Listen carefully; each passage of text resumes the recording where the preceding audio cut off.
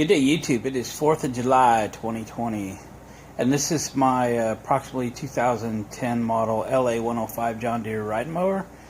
And when I got it here a couple weeks ago, actually just last week, the headlights didn't work. I diagnosed it at that point and ordered and have received the replacement part that I ordered. But let's go through the diagnostic process that I did to determine what was wrong with it. And then hopefully the part that I ordered will correct it and the lights will work. If not, you'll never see this video. Hang on. So the hood's up. You can see the wiring that goes to the lights. Obviously it's very exposed. The black wire being the ground wire, don't expect to have issues with that, but you could check that easily with a meter to ground on your battery. That's diagnosing a bad ground. Now, the next thing I did was trace out that yellow wire to see where it goes. Not to have owned one of these before. I honestly didn't know. So I traced that yellow wire out all the way up to the back of the ignition switch. I have unplugged the plug off the back of the ignition switch and found the yellow wire. Let's find it again. This one here. It's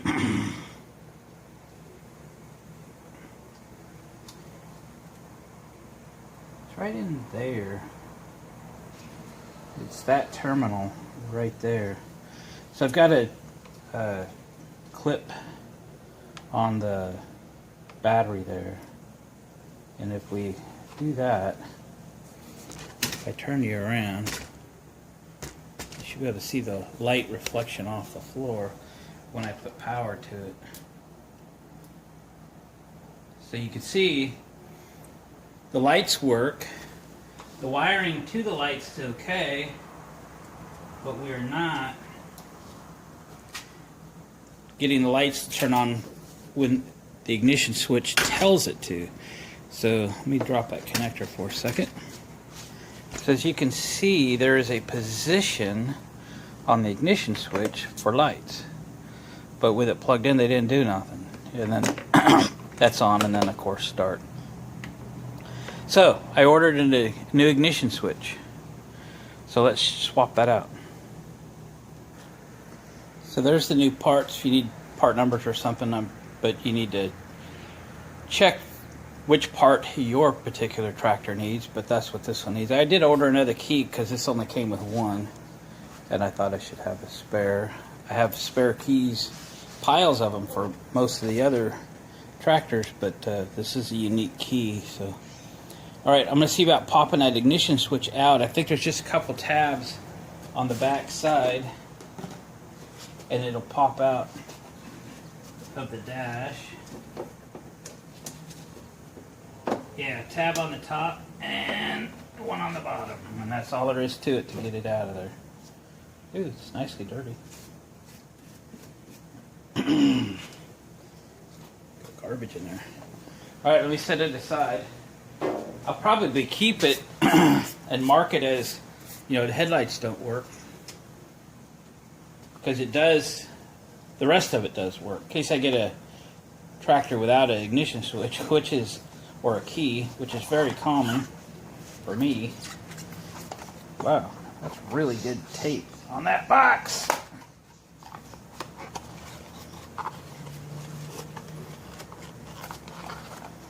Wow. Give me a roll of that.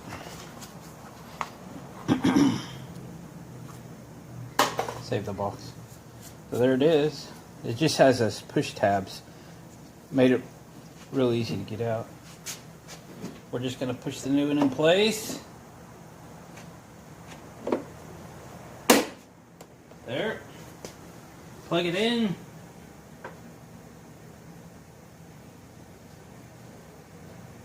A little dark in here.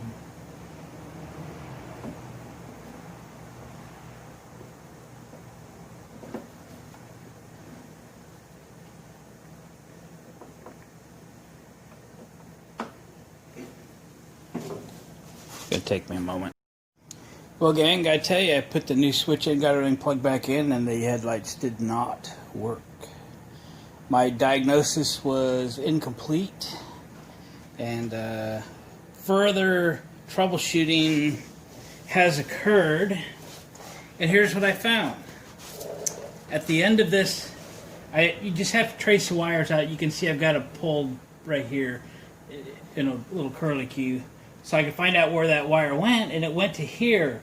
This is a wire that would have gave the switch the power to turn the headlights on.